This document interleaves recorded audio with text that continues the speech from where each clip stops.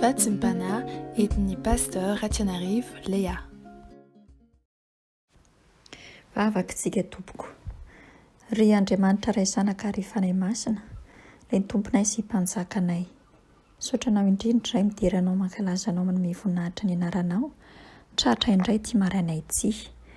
Rehefa namindranao fosy na velanao eloka ka nomenao tompo pahavelomana.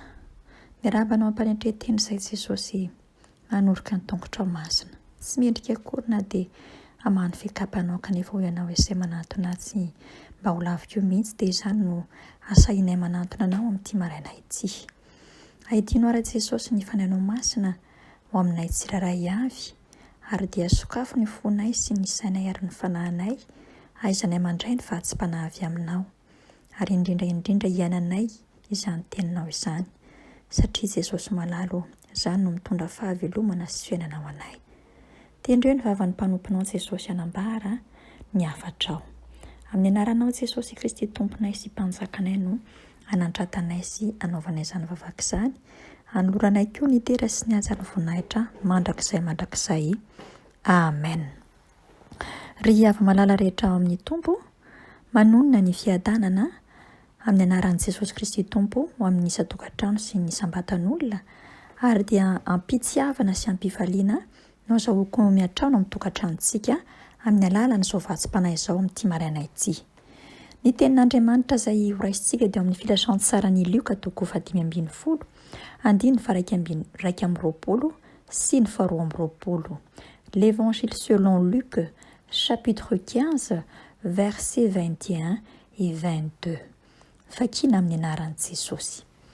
Ary ilay zanany nanao taminy hoe, raiko, efa nanota tamin'ny lanitra sy teo anatrehanao aho, ka tsy mendrika atao hoe zanakao intsony. Fa rainy kosa nanao tamin'ny ankizilahy hoe, alao aingana ny akanjo tsara indrindra ka ampiakanjoy azy, ary asio peratra ny tanany sy kapa ny tongony. Amen. Izany tenin'Andriamanitra izany no azotsika mibanjina ny lohahevitra sy ny lohateny hoe tsy mendrika natsoina hoe ho zanakao ao Jesosy. Tsy mendrika natsoina hoe ho zanakao ao Jesosy. Ny tenin'Andriamanitra izay novonakintsika teo dia tenin'Andriamanitra efa haitsika tsy anjery tsara ary tantara efa haitsika tsara kanefa ny averin'ny tompo amintsika indray amin'ity andro anio ity ny tantaran'ireto zanaka roa lahy n'ity rainy ity. Ty lehilahy ity dia nanan-janaka roa lahy ary eto no manomboka ny ataontsika hoe tantara tsara indrindra izay tantara no tantarain'ny Jesosy Kristy tompo ary indrindra nampisehoana ny herin'ny Jesosy Kristy tompo sy nanehoan'Andriamanitra ray ny fitiavana an'izao tontolo izao tamin'ny alalan'ilay zanany. Hitantsika mazava tsara tao anatin'izao tantara voasoratra tato amin'ny filazantsarany Lioka izao fa ity tovolahy anankiray ilay zandriny dia nandao ny tokantranony rainy ary dia nangataka ny fananany tsy hiara-honina intsony amin'ny rainy. Fantatritsika tsara nefa rehefa lany ny fananany, nanaovany ny daniny kibony ary koa tsy nanan-kany koanina intsony izy fa nihinana ny sakafo fihinan'ny kisoa dia niverina ny sainy ka nandeha nody izy tany amin'ny tokantranony rainy. Rehefa tonga tao tokantranony rainy izy dia tsy mba nanoso-botanana azy ny rainy na koa nanao teny marary azy fa voatazan'ny rainy ilay zanany faralahy dia noraisiny ary nofininy teo an-tratrany ary dia ilay zanany lahy no niteny hoe raiko, tsy mendrika akory aho ary tsy mendrika natao hoe zanakao. Ary dia teo izy natsapa hoe very tanteraka ny maha zanakalahy azy teo anatrehan'ny rainy izay nieritreriny. Tao anatin'izay nefa hitantsika mazava tsara fa nisy zavatra anankitelo lehibe no tanterahan'ilay rainy nanoloanan'ity zanan'ilay ity, ary dia nampanatsony sy nirahany ny ankizy lanina na hoe alao aingana ny akanjo tsara indrindra ka apaka anjoy azy, asio peratra ny tanany ary kapa ny tongony. Ary noho ny avy eo dia nanaovany fety ka nanehoany fa tiany ary nanambarany tsara fa ireo zavatra anankitelo izay nataon'ny rainy sy nasehon'ny rainy ireo dia marika maneho ny mahazanany azy tanteraka an'ity zanany ity, nampanaoviny azy ny akanjo tsara indrindra ary nanasiany peratra ny tanany, nanehoany fa zanany naterany tokoa ity zaza ity, ary manamarika fa mbola mitoetra ny fifandraisana amin'ny maharay sy ny zanaka. Ny fanomezany kosa sy ny fanasian'ilay kapa teny amin'ny tongony dia manambara ny fahafahana na osika hoe ny signe de liberté. Manoloanan'izany tantaran'ity faralahy ity dia mitodika amiko sy aminao koa ny tenin'Andriamanitra. Mitodika amintsika izay milaza fa manara-dia an'i Jesosy, mpino kristianina, eny koa mety mbola kristianina mivembehana na mpino misabakabaka. Tsaroa fa isika izay milaza kristianina dia matetika ary mbetika tokoa isika manana toe-piaina tahaka nyity zanaka faralahin'ilay rainy ity. Impirimpiry moa izao sy anao no tsy efa nandao sy niala tao antranon'ilay Andriamanitra raintsika. Impirimpiry moa izao sy anao no tsy efa nanalavitra any Jesosy Kristy Tompo, ary impirimpiry moa isika no tsy mitoetra amin'ny maha zanak'Andriamanitra atsika.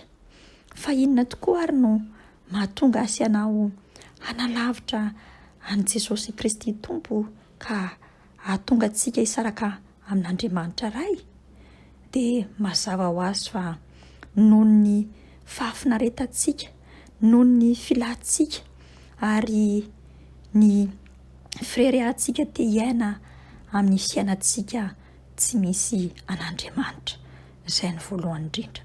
Ny faharoa dia mieritreritra izao sy anao fa izao sy anao dia manana ny fahefana ka afaka maîtriser ny zavatra rehetra izay miseho eo amin'ny fiainantsika, na kely izany na lehibe izany, na toe-javatra manahoana izany, dia mieritreritra izao sy anao fa vitantsika amin'ny mahatsika isika izany, any ka mahatonga antsika hanalavitra sy hiala tanteraka ao antranon'ny Jesosy Kristy Tompo sy ilay Andriamanitra ray.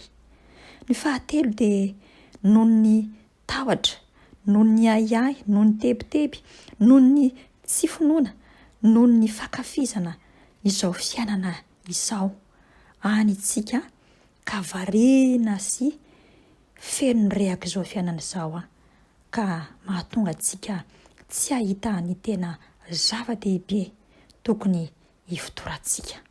Izay indrindra no mahatonga antsika hanalavitra sy hiala mandrakariva ao antranon'ilay Andriamanitra ray. Teto nefa dia hitantsika tsara ny tantaran'ity zazalahy ity fa niverina tao antranony rainy izy, ary tahaka izay koa izao sy anao andeha isika tsiraray avy hiverina ao antranony Jesosy Kristy Tompo, satria izy dia manatsotra mandrakariva ny tanany te handray azy, te handray anao, tahaka ny nataon'ity raim-pianakaviana ity tamin'ity zanan'ilay ity. Ary izay no marika mampiseho ny fifaliany tao anatin'ny fony rehefa mifona sy mibebaka izaosy ianao ka mahatsiaro hoe tsy mendrika akory ny atao hoe zanakao izay Jesosy Kristy Tompo. Androany Jesosy Kristy Tompo dia manasa ahy sy ianao anido ianio amin'izao fotoana sy ora izao. Andeha hiverintsika eo anatrehany, andehantsika hiverina ao amin'ny lapany ao atokantranony, satria tsy tiany izao sy ianao no viraviraina izao tontolo izao sy ilay devoly fahavalo, fa tiany kosa itsika handraindray lay sata mahazanaka lahy sy zanaka vavy atsika dia ilay zanak'ilay mpanjaka tompony fahefana rehetra ny an-danitra sy dia tany, dia tsy izy izany fa Jesosy Kristy Tompo. Androany izy dia te handray ahy sy te handray anao miaraka amin'ny adalako sy ny adalanao, miaraka amin'ny tsy fambiasantsika tsiraray avy, miaraka amin'ny falementsika, kanefa kosa tsy mba manosom-potanana antsika izy ary tsy mba tahaka ny olombelona izy, fa lay fitiavany tsy misy vetra. Ka dia andehantsika hiara iaiko hoe raha io tsy mendrika akory ny antsoina hoe zanakao ao Jesosy Kristy Tompo, kanefa kosa misaotra anao satria mbola manaiky andray anay ianao amin'ity andro anio ity amin'ny mahazanaka lahy sy zanaka vavy anay, ninninna fahalemenay sy tsy fitanteranay. Tazony ary izany santa mahazanak'Andriamanitra antsika izany, ary dia andehantsika tsy hiala ao an-tranon'ilay Andriamanitra raintsika dia Jesosy Kristy Tompontsika, satria tsy mahefana inona na inona izao sy ianao raha tafasaraka aminy. Fa afaka isika. Ry Jesosy Kristy Tomponay io, misaotra anao izay noho ny amin'ny teninao sy ny fampahirizana izay omenao anay tamin'ity marainay ity, tamin'ny alalan'izao vahatsim-panahy izao. Izay tsiraray avy izay miaino izao vahatsim-panahy izao sy izao teninao izao Jesosy dia tsy mendrika akory natsoina hoe zanakao. Kanefa Jesosy io, miverina ao an-dapanao, miverina ao an-tranonao, miaraka amin'ny adalanay sy ny tsy fahatanteranay sy ireo fahotanay marobe. Tsapanay Jesosy fa tafasaraka taminao izay ary manalavitra anao noho ny fiheveranay fa izahay dia mahay ny zavatra rehetra amin'ny herinay sy ny tanjakay, amin'ny fahalalànay sy ny fahaizanay. Jesosy malalo manalavitra anao izay satria mieritreritra fa vitanay ny fiainanay tsy misy anao. Jesosy malalo mibebaka eo anatrehanao izay satria variana ny amin'izao fiainana sy rehaka izao fiainana izao izay fiainana mandalo, mora levona, mora pitika, mora loha. Menatra anao izay Andriamanitra, menatra anao izay Jesosy Kristy Tompo, kanefa androany ianao dia manasa anay ary mandray anay mpitiavana manatsotra ny tananao, satria mibebaka eo anatrehanao izahay. Amboary ny fonay, amboary ny sainay, ary aza velantsony andaona hiala ao an-tranonao izay satria ho an'ny ambodi sy ny biby masika sy ireo fahavalo izay Jesosy io raha tafasaraka aminao. Dia avaozy mandrakarivo izay Jesosy ho ao aminao.